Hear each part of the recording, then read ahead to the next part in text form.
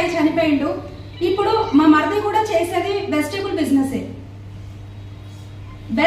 Business చేసుకుంటూ ఉన్నారు. బాగానే ఉంది అనుకునే టైం లేదు అని అంటే అది మనం యాక్టివ్ ఇన్కమ్. ఆ పర్సన్ ఈ రోజు భూమి మీద లేడు. 2 చిన్న పిల్లలు, వాళ్ళ పరిస్థితి ఎలా ఉంటది? వైఫ్ పిల్లల పరిస్థితి ఎలా ఉంటది? కష్టం చేస్తున్న పర్సన్ ఒకసారి ఫ్యామిలీలో లేకపోతే ఎలా ఉంటది? ఒక్కసారి ఆలోచించండి.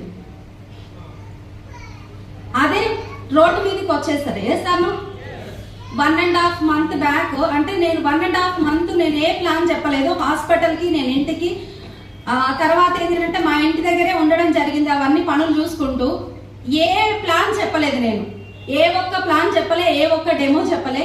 హైయెస్ట్ చెక్ వచ్చేసరికి 2,93,000 చేంజ్ ఇన్కమ్ నాది.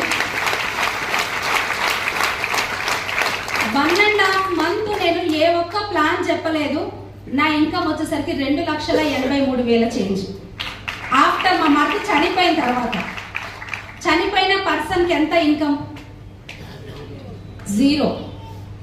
ఇంకొకటి ఏంటి అని అంటే మా వారు కూడా కూరగాయల బిజినెసే కాబట్టి అక్కడ అతనిది కూడా షట్టర్ ఎక్కితేనే డబ్బు వస్తుంది. ఏ సార్ను పని చేస్తే డబ్బు వస్తుంది, పని చేయకపోతే డబ్బు బంద్.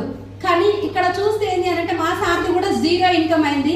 నాది మాట, నా ఇన్కమ్ ఏమైనా ఆగిపోయిందా?